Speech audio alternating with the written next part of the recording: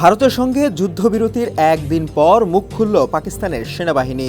ভারত শাসিত পেহেলগামে হামলার জন্য শুরু থেকেই পাকিস্তানকে দোষারোপ করছে ভারত। তবে হামলায় জড়িত থাকার কথা অস্বীকার করে আসছে ইসলামাবাদ। তারপরও কোনো প্রমাণ ছাড়াই পাকিস্তানকে দায়ী করে একাধিক পদক্ষেপ নেয় ভারত। পাল্টা ব্যবস্থা নেয় পাকিস্তানও। উত্তপ্ত হয়ে ওঠে পরিস্থিতি, যা টানা 2 সপ্তাহ চলার পর শেষ পর্যন্ত সংঘাতে রূপ নেয়। এমন অবস্থায় দীর্ঘ 48 ঘণ্টার আলোচনায় যুক্তরাষ্ট্রের মধ্যস্থতায় শনিবার যুদ্ধবিরতিতে সম্মত হয় ভারত পাকিস্তান। সোমবার দ্য ডন এক প্রতিবেদনে জানায়, যুদ্ধবিরতির আগে 4 দিন ভারত পাকিস্তানের মধ্যে চরম উত্তেজনা ও হামলা পাল্টা হামলার ঘটনা ঘটে। এ সময় পুরো বিষয় নিয়ে সংবাদ সম্মেলন করেছেন পাকিস্তানের সশস্ত্র বাহিনী।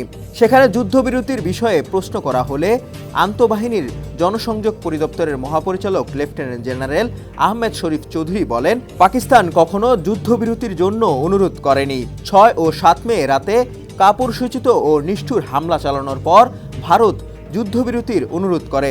পাকিস্তান পরিষ্কার জানিয়ে দেয়, আমরা জবাব দেওয়ার পরই কথা বলবো। এছাড়া পাকিস্তানের আন্তঃবাহিনী জনসংযোগ পরিদপ্তরের মহাপরিচালক লেফটেন্যান্ট জেনারেল আহমেদ শরীফ চৌধুরী জানান, দেশের জনগণকে দেয়া প্রতিশ্রুতি পূরণ করেছে পাকিস্তান সশস্ত্র বাহিনী।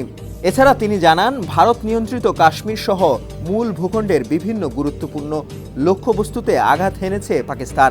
অপারেশন বুনিয়ান মাসরুর পরিচালনার প্রেক্ষাপটও সফল সমাপ্তি হয়েছে।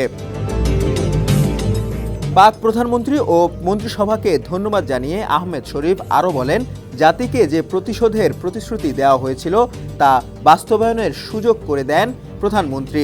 এটি এক যুগান্তকারী সিদ্ধান্ত ছিল। এই দুঃসময়ে জাতির একতাবদ্ধ সমর্থন, মনোবল ও প্রার্থনা আমাদের সশস্ত্র বাহিনীর শক্তি বাড়িয়ে দিয়েছে। দেশ জুড়ে তোলপাড় ওয়ালটন ফ্রিজ কিনে আপনিও হয়ে যেতে পারেন মিলেনিয়ার। তিনি বলেন, পাকিস্তান 26টি ভারতীয় সামরিক স্থাপনায় হামলা করেছে। 2টি স্থানে ভারতীয় S-400 প্রতিরক্ষা ব্যবস্থা ধ্বংস করা হয়েছে এবং পাকিস্তান 84টি ভারতীয় ড্রোন ভূপাতিত করেছে। পাক আইএসপির ডিজি হুঁশিয়ারি দিয়ে বলেন, পাকিস্তানের সার্বভৌমত্বে আঘাত এলে জবাব দেওয়া হবে প্রতিশোধমূলক ও চূড়ান্ত। পাকিস্তানের সশস্ত্র বাহিনী সবসময় সর্বোচ্চ প্রস্তুতিতে রয়েছে এবং ভবিষ্যতে কোনো আগ্রাসন বা দুঃসাহসিকতার আরও কঠিন জবাব দেওয়া হবে। এ সময় সাংবাদিকদের প্রশ্নের জবাবে আহমেদ শরীফ বলেন, ভারতীয় কোনো পাইলট পাকিস্তানের হেফাজতে নেই। এটি সম্পূর্ণ ভিত্তিহীন গুজব। ডেস্ক রিপোর্ট, সমকাল।